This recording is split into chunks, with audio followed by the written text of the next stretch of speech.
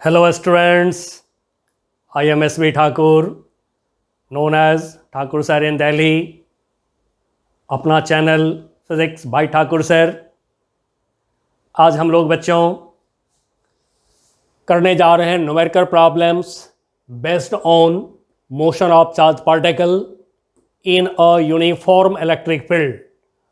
और ये प्रॉब्लम हम लोग जो करने जा रहे हैं chapter 29 concepts of physics by doctor S.C. Verma, इस बुक से एक्सरसाइज की प्रॉब्लम नंबर 46 से आगे करेंगे हम लोग।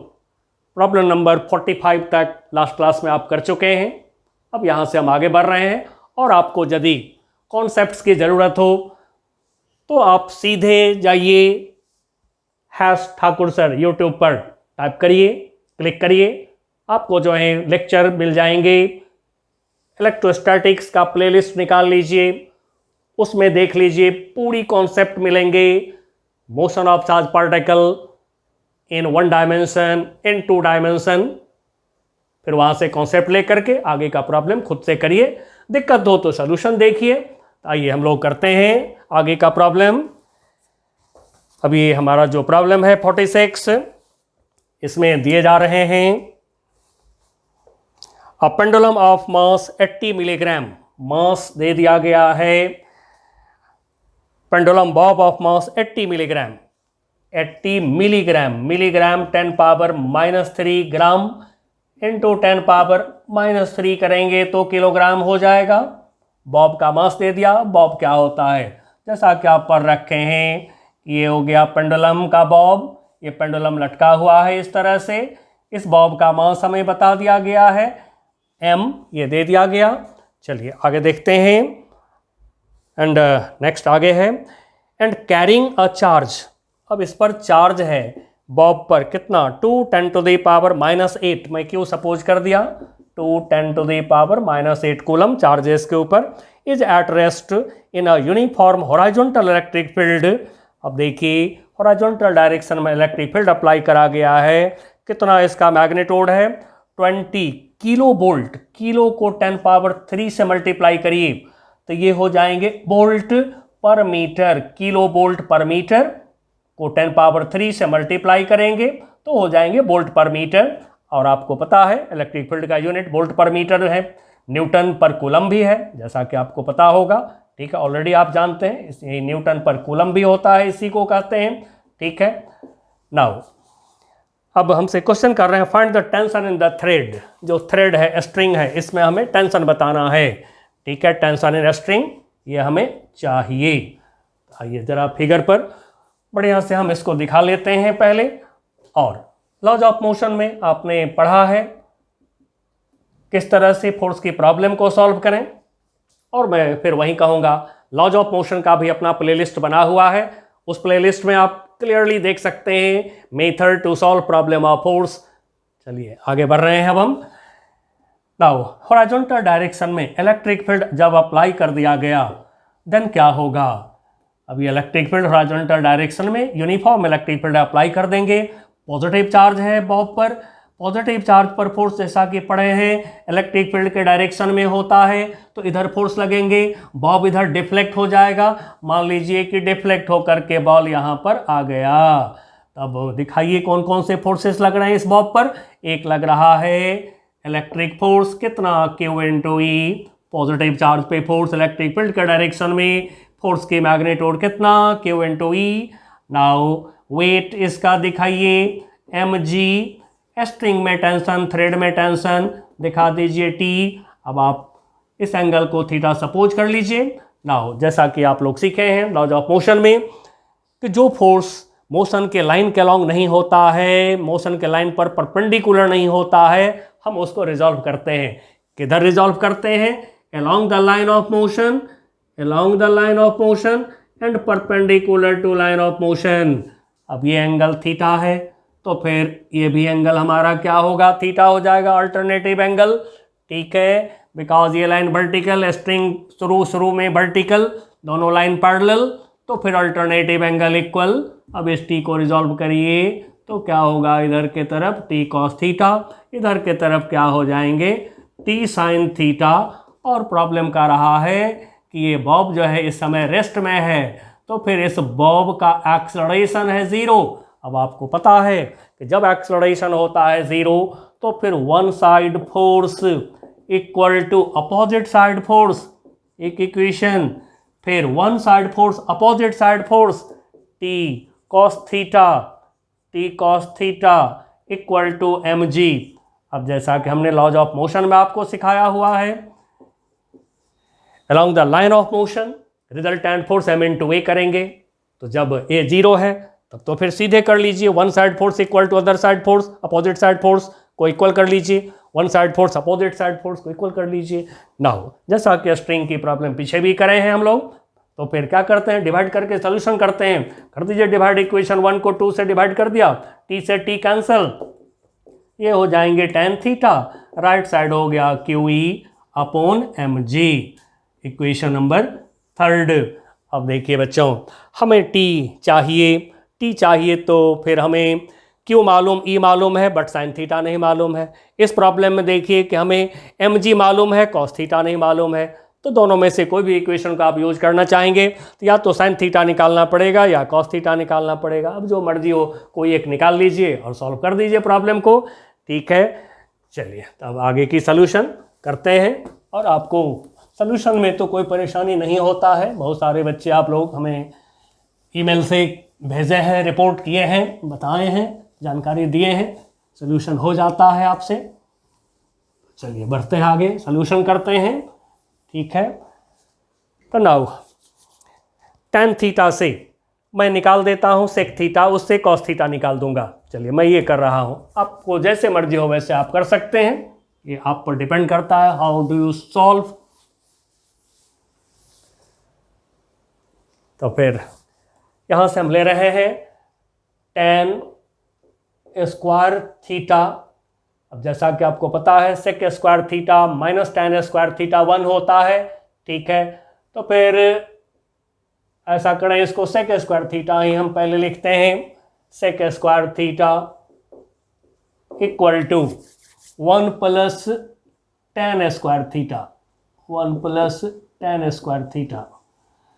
नाउ tan स्क्वायर थीटा अब यहाँ से निकल जाएगा हमारा 1 प्लस tan का स्क्वायर QE बाई mg का स्क्वायर, QE बाई mg का स्क्वायर कर लें, ठीक है। अब देखिए Q मालूम, E मालूम, mg मालूम, रख दीजिए यहाँ पर।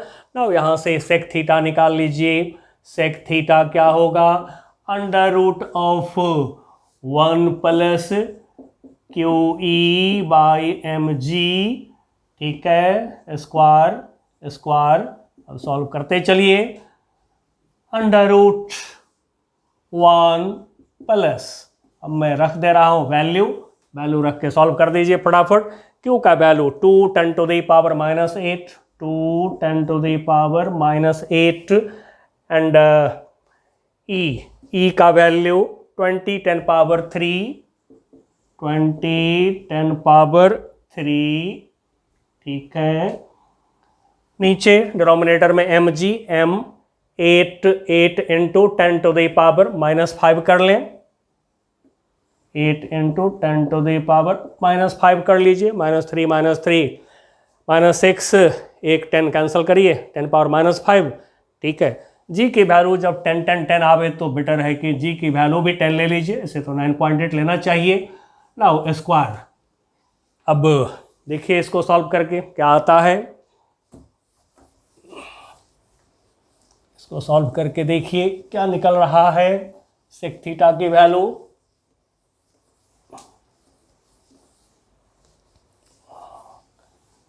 चलिए मैं जरा इसको जल्दी से कर दे रहा हूं कैलकुलेटर से। सेक थीटा की वैल्यू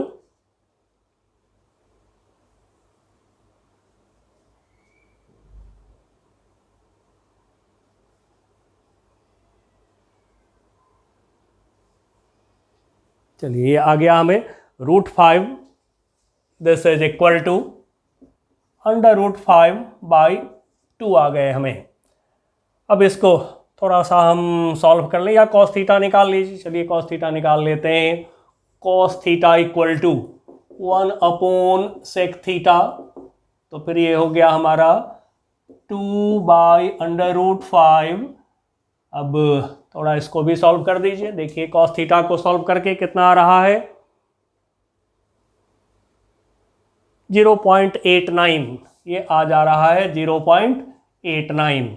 अब कॉस थीटा निकल गया हमें, तो फिर अब रख दीजिए इक्वेशन 2 में, आपको टी निकल जाएंगे इक्वेशन 2 से,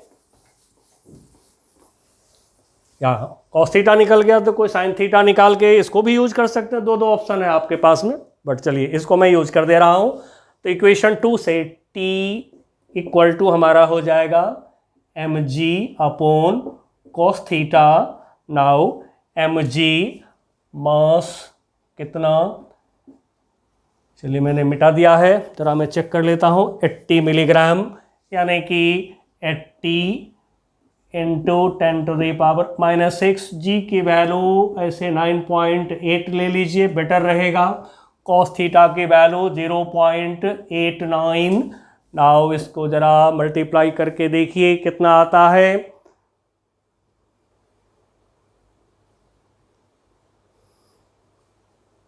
चलिए आ रहे हैं 0.88 10⁻⁻3। अब 1 डिजिट के बाद यदि डेसिमल हम लाते हैं आगे तो क्या होगा 8.8 एंड 10⁻⁻4 न्यूटन। इस तरह से सॉल्यूशन करेंगे, और बाकी कॉन्सेप्ट आपके पास ऑलरेडी है, वहाँ से कॉन्सेप्ट लीजिए और करिए। चलिए देखते हैं नेक्स्ट प्रॉब्लम 47 में क्या कहा गया है।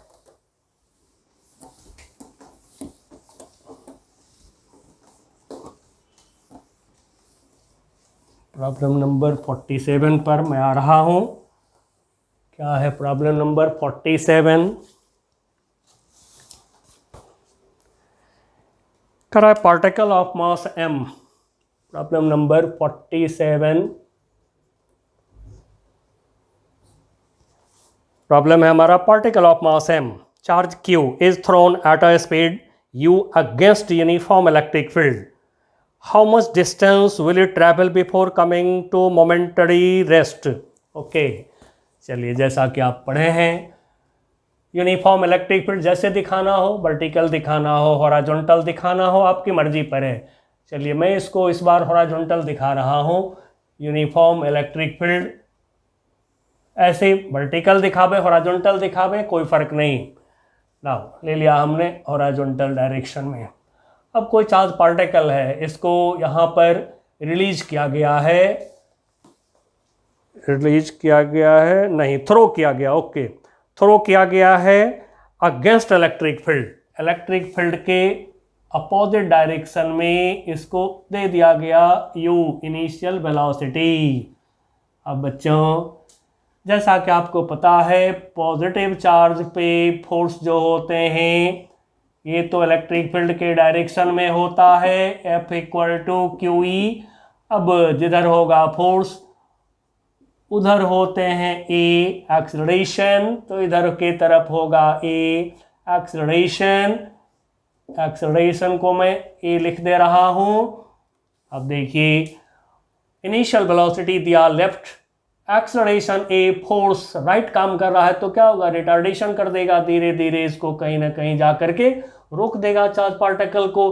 तो फिर बाद की वेलोसिटी, फाइनल वेलोसिटी क्या हो जाएगा 0। अब इतना डिस्टेंस मान लीजिए कि एस ट्रैवल किया, चलने का टाइम पूछे तो यहाँ से यहाँ तक चलने का टाइम, मोशन का टाइम t हो गया।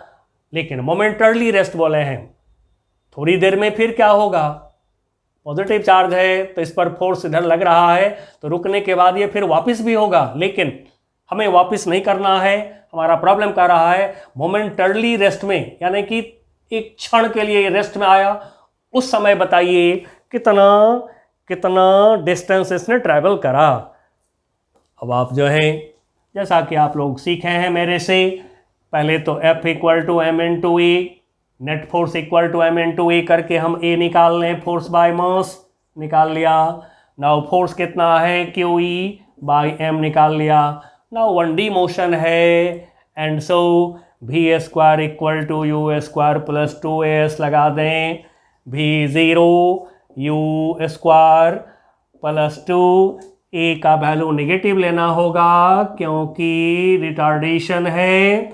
और साथ में मैंने आपको ये भी सलाह दिया है कोऑर्डिनेट साइन कन्वेंशन मोशन में यूज करिए। क्या?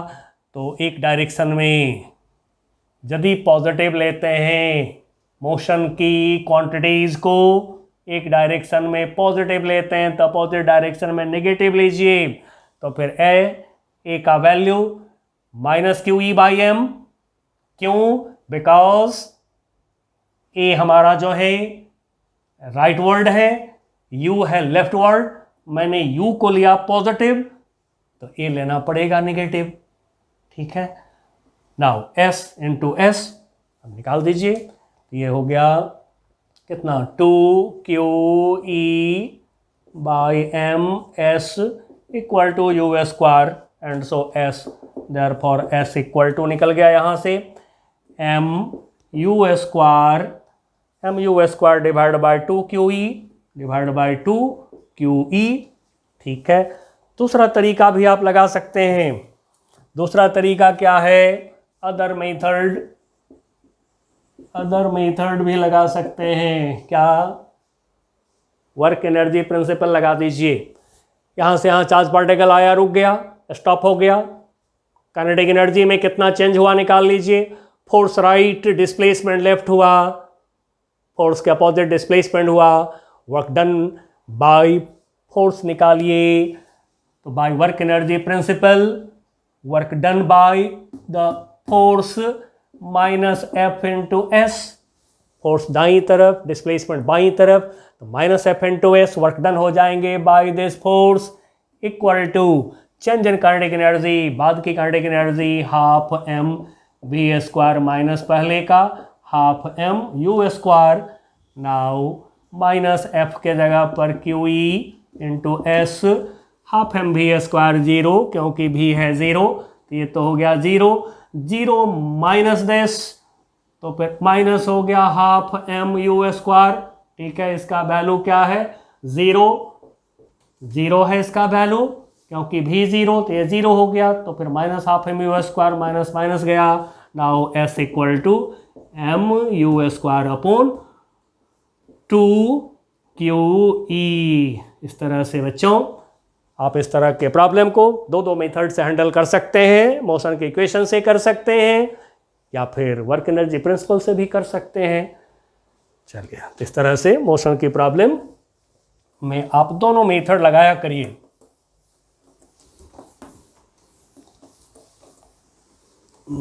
नेक्स्ट प्रॉब्लम पर हम आ रहे हैं। नेक्स्ट प्रॉब्लम हमारा क्या कहता है? आइए next problem 48, problem number 48 problem में है a particle of mass 1 gram, M दिया 1 ग्राम 10 टू द पावर -3 कर लीजिए किलोग्राम। हमेशा ऐसा यूनिट में हमें काम करना है। ठीक है। And charge 2.5 10 power -4 coulomb, charge दे दिया गया 2.5 10 टू द पावर -4 कूलम। ठीक है। Is released from rest, initial velocity u 0 दे दिया गया, रेस्ट से छोड़ा गया चार्ज पार्टिकल को। Released from rest in an electric field 1.2 10 power 4 newton पर कूलम। जिस इलेक्ट्रिक फील्ड में रिलीज किया गया वो दिया आपको 1.2 into 10 to the power 4 newton पर कूलम। ठीक है। नाउ क्वेश्चन हमारा है पार्ट ए। पार्ट ए में क्वेश्चन है क्या है? Find the electric force and the force of gravity acting on this particle. Electric force, जैसा कि आपको पता है electric force F equal to QE रखिए। Q कितना है? 2.5 10 टू द पावर -4। ई कितना है 1.2, 10⁴ मल्टीप्लाई करिए, 10 वाला कैंसल, इसको मल्टीप्लाई करिए, कितना आएगा 3 न्यूटन। नेक्स्ट हमसे क्या पूछे हैं, अगला पार्ट है gravity, force of gravity. Force of gravity कहते हैं वेट को, तो फोर्स ऑफ ग्रेविटी यानी कि mg वेट 1×10⁻³ ठीक है। जी का वैल्यू 9.8 ही लेते रहिए, आंसर मिलाना है आपको। ऐसे कॉम्पिटिटिव एग्जाम्स में या फिर बोर्ड एग्जाम में भी जी का वैल्यू जो देता है आप उसको यूज करेंगे। तो जी का वैल्यू मैं ले रहा हूँ 9.8, तो फिर ये हो गया 9.8 10⁻³ न्यूटन। अब जरा बच्चों दोनों को कंपेयर करके देखिए क्या आ रहा है। 10⁻³ से इसको मैं डिवाइड कर देता हूँ और ज़्यादा क्लियर लगेगा आपको सोचने में। तो 0.0098 न्यूटन। अब देखिए इन दोनों को कंपेयर करके क्या देख रहे हैं, ये बहुत बड़ा हो गया, तो mg जो है बहुत छोटा हो गया, मच लेस देन f। इसलिए हम लोग जो कॉन्सेप्ट लिए थे उस समय डिस्कस किए थे, इलेक्ट्रिक फील्ड में ग्रेविटेशनल फील्ड नहीं लिए जाते हैं, इलेक्ट्रिक फील्ड में mg को यूज नहीं किए जाते हैं। बट एक प्रिकॉशन भी रखना है आपको, सावधानी भी रखना है। यदि देखिए कि इलेक्ट्रिक फील्ड का वैल्यू बहुत कम है तो तब वहां पर आपको mg यूज करना पड़ेगा, ठीक है। तो थोड़ी सी जांच भी जरूर करते रहना चाहिए कि यदि 1000 टाइम्स 1000 गुना यदि कम हो जाता है ग्रेविटेशनल फोर्स तो फिर वहां पर ग्रेविटेशनल फोर्स को यूज नहीं करेंगे, mg को यूज नहीं करेंगे, तो g को भी यूज नहीं करेंगे। तो एक्सेलरेशन जो लेंगे ओनली इलेक्ट्रिक फोर्स की वजह से लेंगे। अब अगला पार्ट हमारा है पार्ट बी में, how long will it take for particle to travel distance 40 centimetre. अब इलेक्ट्रिक फील्ड किसी भी डायरेक्शन में मैं ले लेता हूं ताकि काम करना हमारे लिए आसान हो जाएगा, ठीक है। हॉरिजॉन्टल लें, वर्टिकल लें, अपवर्ड लें, डाउनवर्ड लें, अपनी मर्जी से जिधर मन हो उधर लीजिए। ये लिया इलेक्ट्रिक फील्ड, ये चार्ज पार्टिकल, क्यों चार्ज पार्टिकल, यहाँ पर इसको रिलीज कर दिया गया 0। अब क्या होगा, ये भागेगा ऊपर क्योंकि इस पर फोर्स लग रहा है F = Q × E, F = QE का फोर्स लग रहा है। जिधर फोर्स होगा उधर एक्सेलरेशन होगा, इधर एक्सेलरेशन होगा, तो एक्सेलरेशन निकाल लीजिए। अब तो ये है पार्ट हमारा बी पार्ट में एक्सेलरेशन पहले निकालिए, फोर्स बाय मास, ये हो गया QE/m। अब QE तो निकाल चुके हैं हम लोग, ये 3 है, डिवाइडेड बाय m मास 1×10⁻³ 1 × 10⁻³ अभी ले जाइए ऊपर, तो 3 × 10⁻³ मीटर/सेकंड²। एक्सेलरेशन निकाल लिया हमने और हमसे पूछा क्या है, how long will it take for the particle to travel distance 40 centimetre. अब ये पार्टिकल जो है चलता है 40 सेंटीमीटर। मान लीजिए कि यहाँ से यहाँ तक ये डिस्टेंस है s, चलने का टाइम यहाँ से यहाँ तक मान लीजिए t, तो लगा दीजिए s = ut + ½ at², s = ut + ½ at² लगा दिया। नाउ s कितना है 40 सेंटीमीटर, 40 10⁻² मीटर, इसका वैल्यू दे दिया है प्रॉब्लम आपको 40 सेंटीमीटर, तो 40 10⁻² metre, u0 ut0 + ½ a3 10⁻³ t²। अब हमें t निकालना है, चलिए इसको सॉल्व करते हैं, देखते हैं कितना आता है t, ठीक है। तब t निकालना है हमें, बढ़ते हैं आगे, t निकालते हैं, आप भी निकालिए, मैं भी निकालता हूँ। तो t² क्रॉस मल्टीप्लाई ले रहे हैं, 240 × 80 10⁻² -2, ठीक है। 40 × 2 कर लिया 80 10⁻², डिनोमिनेटर में आ जाएगा हमारा 3 इंटू 10⁻³ नाउ ये हो जाएंगे हमारे 8/3 को एक जगह कर दीजिए, 10 की पावर देखिए कितना होगा, तो 10 की पावर इसको मल्टीप्लाई कर दें 10 से, -1 ये गया ऊपर 10 की पावर -4। अब ज़रा हम रूट ले लें, 8/3 10 पावर -4 का रूट लें, t इक्वल टू 10 पावर -4 का रूट लेंगे तो 10 पावर -2 हो जाएंगे। 8/3 का रूट मैं चेक कर देता हूँ ज़रा,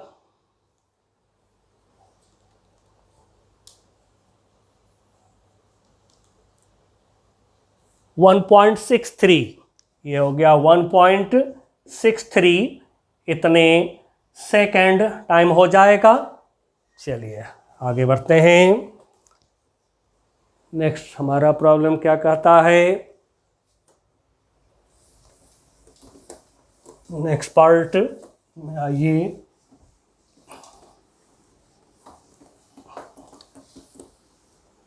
part D, next part D part में है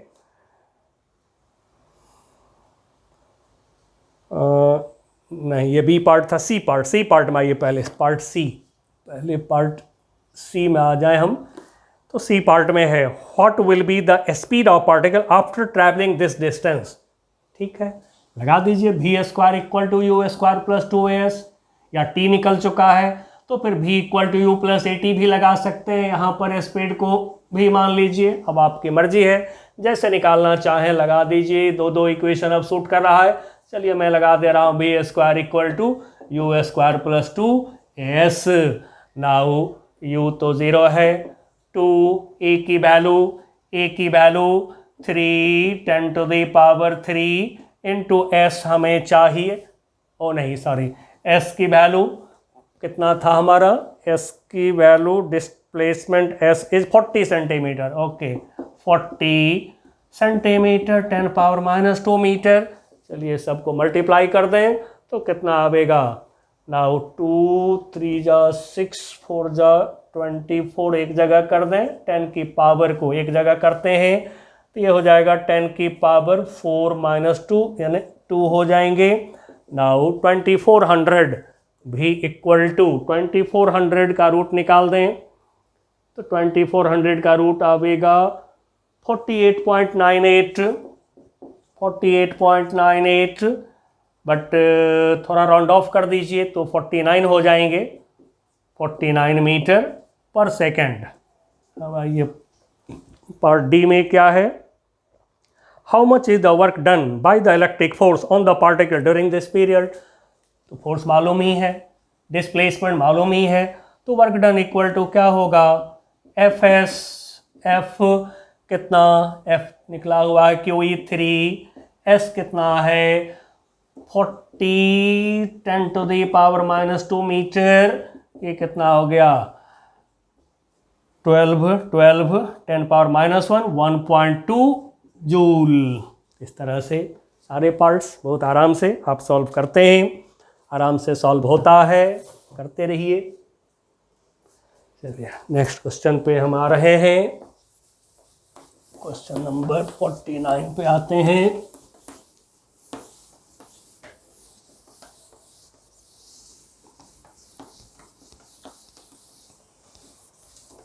क्या है क्वेश्चन नंबर 49, ये क्वेश्चन 49 में क्वेश्चन हमारा है, a ball of mass 100 gram. 49 question में बॉल का मास दिया 100 ग्राम, तो इसको हम लोग किलोग्राम बना लें, SI तो काम करना है SI यूनिट में, तो ग्राम 10⁻³ किलोग्राम, चाहें तो इसको थोड़ा और छोटा कर लें 10⁻⁻1 किलोग्राम। आगे करें, having a charge of 4.9 10⁻⁻5 coulomb, इसके ऊपर चार्ज बताया गया बॉल पर 4.9 10⁻⁻5 कूलम चार्ज है, इज रिलीज्ड फ्रॉम रेस्ट से छोड़ा गया, initial velocity 0 in a region where horizontal electric field 2 × 10⁴ newton पर coulomb. Electric field horizontal direction में 2 × 10⁴ न्यूटन पर coulomb horizontal direction electric field है। चलिए थोड़ा फिगर ले लेते हैं जिससे कि काम करना आसान होगा। हमेशा फिगर ड्रॉ करके करिए प्रॉब्लम, बहुत आसान लगेगा। फिगर ड्रॉ करके प्रॉब्लम करने में बहुत इजी हो जाता है हमारा प्रॉब्लम। चलिए ये इलेक्ट्रिक फील्ड, अब इसमें चार्ज पार्टिकल को रेस्ट से छोड़ा गया। ये चार्ज पार्टिकल ले लिया, पॉजिटिव चार्ज है, U0 पॉजिटिव चार्ज है तो फोर्स तो इलेक्ट्रिक फील्ड के डायरेक्शन में होगा, F = QE होगा। चलिए अब आगे की बात सोचते हैं। आगे क्या हमसे कहा गया? आगे हमसे पूछ रहे हैं find the resultant force acting on the ball. Okay, QE F = QE निकाल लें हम। Q 4.9 10⁻⁻5 इंटू E 2 10⁴ मल्टीप्लाई करिए तो ये हो गया हमारा 9.8 और डिवाइड बाय 10 तो ये हो जाएंगे 0.98 न्यूटन। ठीक है, mg निकाल के देखिए, क्योंकि इलेक्ट्रिक फील्ड में यदि इलेक्ट्रिक फील्ड का वैल्यू कम है उस समय mg और Q × E अप्रॉक्स इक्वल भी हो सकते हैं, थोड़ा छोटा बड़ा हो सकता है तो लेना पड़ेगा mg। तो फिर mg मास है हमारा 10⁻⁻1 एंड g की वैल्यू 9.8 ले लें तो ये आ गया आपको 0.98। ये तो इक्वल ही हो गए दोनों। अब तो हम mg को नेग्लेक्ट नहीं कर सकते हैं, क्योंकि कम से कम 1000 टाइम्स यदि ये कम होता तो नेग्लेक्ट हो जाता। तो ऐसा इसलिए हुआ है कि मास बहुत कम है, इलेक्ट्रिक फील्ड का भी स्ट्रेंथ बहुत कम है, एंड सो ये फोर्स छोटा हो गया हमारा। तो इसके रेस्पेक्ट में mg बहुत छोटा नहीं हुआ, तब तो लेना पड़ेगा इसको। तो चलिए mg ले लेते हैं। ये ले लिया हमने mg। अब इन दोनों का रिजल्टेंट लेना होगा। कर देता हूँ पैरेललोग्राम लॉ से रिजल्टेंट, बना दिया पैरेललोग्राम। ठीक है, अब थोड़ा मैं देखने के लिए इसको u को इधर दिखा देता हूँ। अब देखिए टू वेक्टर्स f और mg, चाहे तो एरो दे दें हम इसके ऊपर, एरो दे दें रिजल्टेंट दिखा रहे हैं तो, बट कॉम्पिटिशन्स वगैरह में जल्दी करना है तो एरो का चक्कर छोड़ दीजिएगा। अब ये हो गया रिजल्टेंट।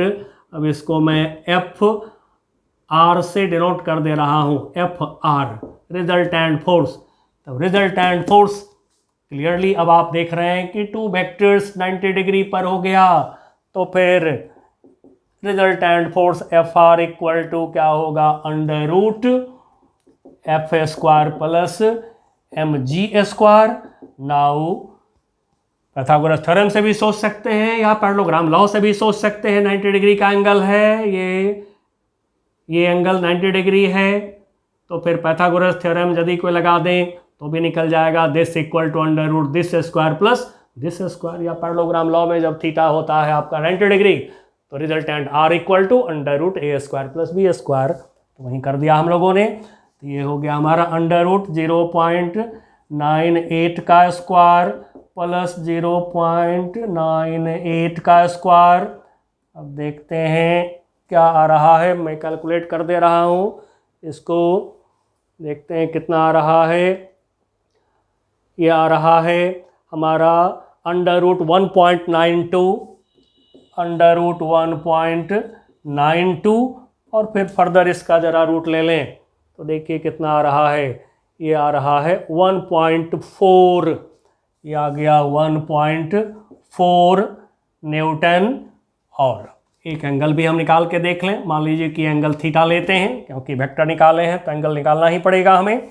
tan थीटा यदि लेते हैं तो tan थीटा इक्वल टू परपेंडिकुलर यानी कि mg/f, तो ये है और ये दोनों इक्वल हैं हमारे। ठीक है, mg/f करेंगे, दोनों की वैल्यू इक्वल है तो ये हो गया 1। तो देयरफॉर थीटा इक्वल टू आ गया कितना, 45 डिग्री। अब ये थीटा 45 डिग्री f के साथ, ठीक है, थीटा 45 डिग्री ये भी होगा, mg के साथ भी होगा। तो फिर यहाँ पर दोनों भी बात बोला जाता है, with A F and mg, with F यानी कि electric force, and also with mg के साथ भी, दोनों के साथ में, ठीक है। या फिर g एंड e भी बोल सकते हैं, कोई यहाँ पर e बोल दें, यहाँ पर g बोल दें, वो भी चलेगा। ओके, चलिए मैं e ही बोल देता हूँ, with e and also with g, ये बेटर रहेगा क्योंकि mg निकालना पड़ता है, g तो क्लियर है वर्टिकली डाउनवर्ड, और इधर e है, तो e और g का ये लाइन हो गया, दोनों के साथ में 45 डिग्री का एंगल हो गया। आइए नेक्स्ट प्रॉब्लम की बात करें हम, नेक्स्ट पार्ट की बात करें। अब ये पार्ट हमने ए निकाला है, ठीक है ना, थोड़ा आप मेंशन कर लेंगे, ये पार्ट FR जो निकाले हैं ये पार्ट ए निकाले हैं हम लोग। पार्ट बी में आइए, बी पार्ट में क्या है, तो बी पार्ट में है What will be the path of the ball? Very clear, जिधर रिजल्टेंट फोर्स होता है उधर मोशन होता है, तो path of the ball along resultant force, तो लिख दीजिए along रिजल्टेंट फोर्स जो FR है इसके डायरेक्शन में। पार्ट सी में Where will the ball be at the end of 2 second? अब 2 सेकेंड के एंड में बॉल कहाँ पर होगा, ठीक है, 1D मोशन है बॉल में, तो फिर यहाँ पर क्या करिए, एक्सलरेशन निकाल लीजिए, 1D मोशन का इक्वेशन लगा दीजिए, तो acceleration resultant force by mass, resultant force हमारा कितना आ गया 1.4 न्यूटन, 1.4 न्यूटन, मास कितना है 10 पावर माइनस 1, 10 पावर माइनस 1 ऊपर ले जाएं तो 14 मीटर पर सेकेंड स्क्वायर एक्सलरेशन निकल जाएंगे। तो फिर हमसे पूछा गया है कितना डिस्प्लेसमेंट होगा, ठीक है, कितना डिस्प्लेसमेंट होगा कितना टाइम में, 2 सेकेंड में, तो कर दीजिए S equal to U T plus half A T square. Now u तो 0 है तो ये 0 हो गया, हाफ a की value 14 T square, t 2 second बोल दिया गया है, टाइम 2 सेकेंड बोले हैं तो 2 का स्क्वायर कर दें, ठीक है, 2 जा 4 से 2 कैंसिल हो गया, तो 14 2 जा 28 मीटर। अब ये 28 मीटर डिस्टेंस जो है किधर चला है object, along the line of motion, ये डिस्टेंस s ट्रैवल हुआ है 28 मीटर। चलिए बच्चों नेक्स्ट प्रॉब्लम पर आते हैं। इस तरह से कॉन्सेप्ट्स आपके पास में है, प्रॉब्लम करिए, और कॉन्सेप्ट के लिए जैसा कि आपको हमेशा बोलता हूँ कि आप मेरे वीडियो लेक्चर्स, जो लेक्चर वाली वीडियो है उनमें से कॉन्सेप्ट लीजिए, क्योंकि बहुत अच्छा और क्लियर कॉन्सेप्ट मैं देता हूँ जिससे सारे बुक सॉल्व होते हैं। आइए एक क्वेश्चन नंबर 50 पे आते हैं।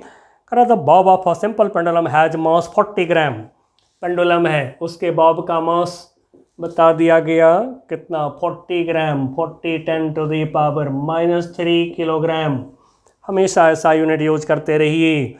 And positive charge, charge Q कितना 4 10 टू द पावर -6 कूलम, ये दिया चार्ज।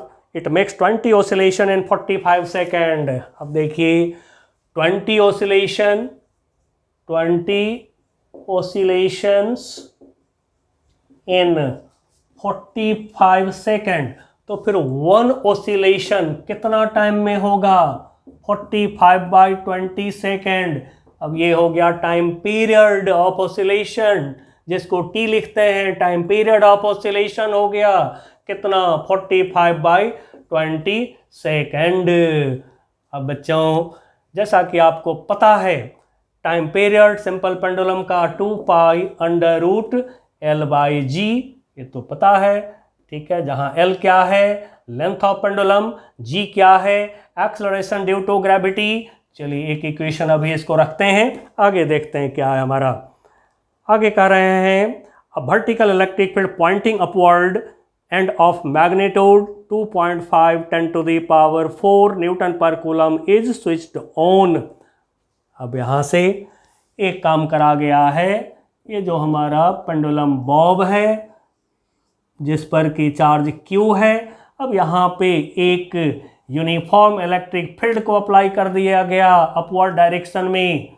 अब बच्चों जैसा कि आपको पता है पॉजिटिव चार्ज पे फोर्स लग जाएंगे, किधर, ऊपर के तरफ, जिधर इलेक्ट्रिक फील्ड उधर के तरफ फोर्स लगेगा। F इक्वल टू कितना, Q इंटू ई, ठीक है, F equal to Q E force लगेंगे पॉजिटिव चार्ज पर ई के डायरेक्शन में, ठीक है। अब सिंपल पेंडुलम की जो बॉब है इसका वेट mg काम करेगा ही करेगा, स्ट्रिंग में टेंशन T होगा ही होगा। अब आगे बढ़िए, तो E का वैल्यू प्रॉब्लम ने दे दिया है आपको, कितना दिया, 2.5 10⁴, 2.5 10⁴ न्यूटन पर कूलम दे दिया गया है। एंड अब पूछ रहे हैं how much time will it take, कितना टाइम लगेगा किस काम में, इन 20 ऑसिलेशन में, अब कितना टाइम लगेगा। चलिए अब हम कैसे इसको सॉल्व करें, तो यहाँ पर आपको मैं एक छोटा सा एक कॉन्सेप्ट बताना चाहूँगा, ठीक है। और ये कॉन्सेप्ट एक टेक्निक भी आप समझ लीजिए, बहुत सिंपल टेक्निक बता दे रहा हूँ। जो सिंपल पेंडुलम का टाइम पीरियड आप निकालते हैं, ठीक है, जब ऑसिलेट करा देते हैं और टाइम पीरियड आप निकालते हैं जब सिंपल पेंडुलम का, तो इस टाइम पीरियड में आता है आपको G, ठीक है। रीस्टोरिंग टॉर्क जो लगता है ड्यू टू वेट लगता है, ड्यू टू mg लगता है उल्टा टॉर्क। रीस्टोरिंग फोर्स जैसे डिस्प्लेस करते हैं उल्टा रीस्टोरिंग फोर्स लगता है, डेरिवेशन किए होंगे सिंपल हार्मोनिक मोशन में। तो ये जो mg की वजह से उल्टा टॉर्क, रीस्टोरिंग टॉर्क या फिर रीस्टोरिंग फोर्स लगते हैं, उसकी वजह से यहां पर आता है G। यदि कोई और फोर्स लग गया कहीं तो तब क्या कीजिए, G तो लीजिए ही लीजिए वर्टिकली डाउनवर्ड डायरेक्शन में, और जिस किसी फोर्स की वजह से यहां पर एक्सेलरेशन की पॉसिबिलिटी है, मतलब कि mg के अलावे, अब ये T है तो T का टॉर्क रीस्टोरिंग टॉर्क नहीं होता है जो आपने देखा होगा, एंड सो इस T से टाइम पीरियड को कोई रिश्ता नाता नहीं है। मैं इसको टेंशन को टेंशन ही लिख देता हूं, ठीक है ना, क्योंकि T फॉर टाइम पीरियड भी लिखे हैं, तो टेंशन से टाइम पीरियड को कोई रिश्ता नाता नहीं है, mg से रिश्ता है, G से रिश्ता है।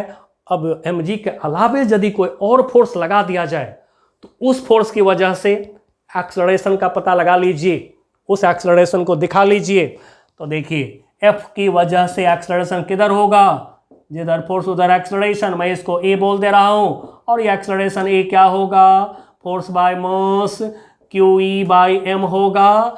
तो फिर एक्सेलरेशन ये हो गया आपको इधर के तरफ, एक्सेलरेशन हो गया अपोजिट डायरेक्शन में इधर के तरफ, कितना A, और A होगा कितना QE बाई m।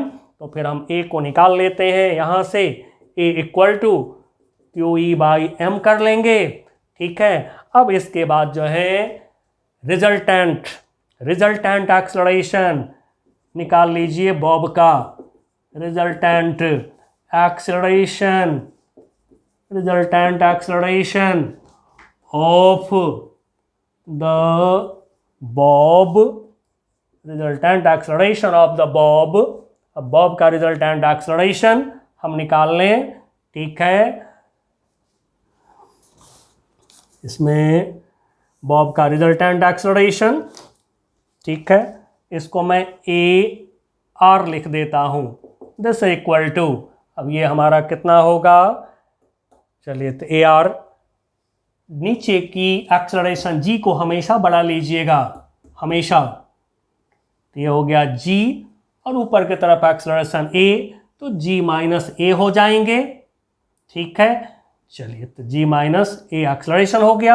अब हम इसमें पुट कर लेंगे टाइम पीरियड के इक्वेशन में, अब टाइम पीरियड का इक्वेशन जो हमारा होगा ये बदल जाएंगे इस तरह से।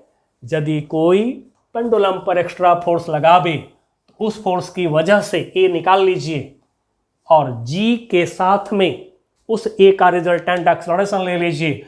Now time period T dash will be equal to 2 pi under root L by resultant acceleration ये होगा। अब कुछ नहीं बच्चों, डिवाइड कर दीजिए। ठीक है, डिवाइड करके फटाक से आंसर निकाल लीजिए। Now T dash upon T कर लें, this is equal to, divide करेंगे जब इससे तो क्या मिलेगा हमें, मिलेगा हमें G under root G upon A R, ये हो गया A R. Now this equal to under root G upon A R की जगह पर जी माइनस ए। चलिए इसको सॉल्व करते चलिए, आगे की तरफ बढ़ते चलिए।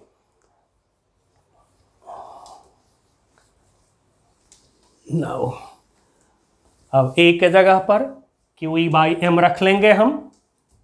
ठीक है, रखिए और सॉल्व करते चलिए आगे की तरफ। सोल्यूशन आ जाएंगे, अपने आप आ जाएंगे। T dash upon T equal to under root, या फिर चाहें तो थोड़ा सा इसको और सॉल्व कर लें, जी को नीचे ला करके एक जगह पे कर लेते हैं ए और जी। तो चलिए यहाँ पर 1 छोड़ दिया, यहाँ पे 1 छोड़ दिया, जी को सबसे नीचे कर दिया हमने, तो जी माइनस ए अपॉन जी हो जाएंगे। थोड़ा सा मैं इसको छोटा करता हूँ सोल्यूशन को। जी से जी कैंसल, 1 माइनस ए अपॉन जी हो गया। नाउ 1 का रूट 1 नीचे, 1 माइनस ए के जगह पर क्यू ई बाई एम कर लिया, ए के जगह पर क्यू ई बाई एम। ठीक है, Q E by M upon G 9.8 ले लें, या भी जी लिखिए, बाद में वैल्यू रखते हैं। Now T dash upon T equal to 1 upon under root of 1 minus Q 4 10 to the power -6। E का वैल्यू, ई कितना था हमारा, ई का वैल्यू था 2.5 10 to the power 4, 2.5 10 to the power 4 divided by M mass 40 10 power -3, एक 10 से मल्टीप्लाई कर लें तो ये हो गया हमारा 4 10 टू द पावर -2। जी की वैल्यू 9.8 ले लीजिए। ठीक है, नाउ इसको सॉल्व करें। 10 पावर -2 ऊपर ले जाइए, 10 पावर 6 10 पावर -6, ये कैंसल हो गया। अब ज़रा मैं इसको सॉल्व कर देता हूँ, आपको जल्दी से थोड़ा सा सॉल्व कर दूँ इसको। ठीक है, देखता हूँ कितना आ रहा है।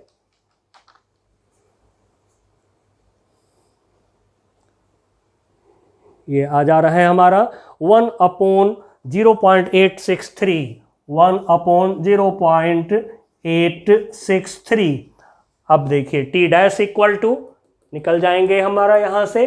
चलिए अब मैं इसको यहाँ ले रहा हूँ, तो टी डैश इक्वल टू ये हो गया टी अपॉन 0.863। अब टी डैश जो है, ये टी डैश 1 ऑसिलेशन का टाइम हो गया, और हमसे पूछा है कितना, 20 ऑसिलेशन का टाइम। तो फिर टाइम ऑफ 20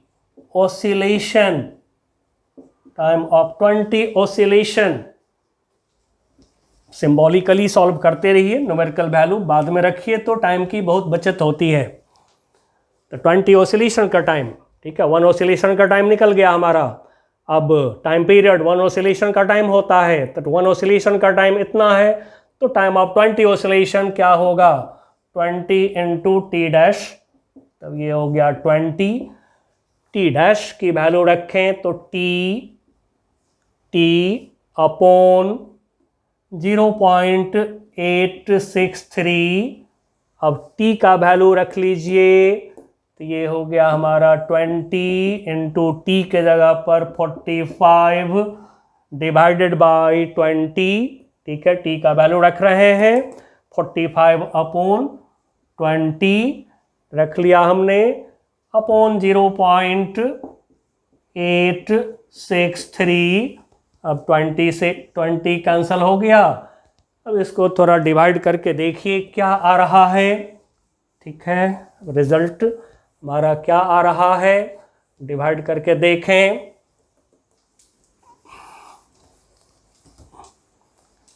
चलिए 1 मिनट जरा इसको डिवाइड करके चेक करता हूं। तो आ रहे हैं, ये आ रहा है हमारा 52.14 सेकेंड। अब जनरली बुक में राउंड ऑफ होता है आंसर, तो इसको 52 सेकेंड भी हम लोग बोल सकते हैं। चलिए राउंड ऑफ कर दिया हमने। तो इस तरह से जो भी प्रॉब्लम्स होते हैं सब तो सॉल्व होता है। आपसे अपने पास में कॉन्सेप्ट्स सारे दिए हुए हैं, आप आगे बढ़िए, सॉल्व करिए। अगले क्लास में मिलते हैं तो और भी प्रॉब्लम को सॉल्व करेंगे। तब तक के लिए बाय बाय।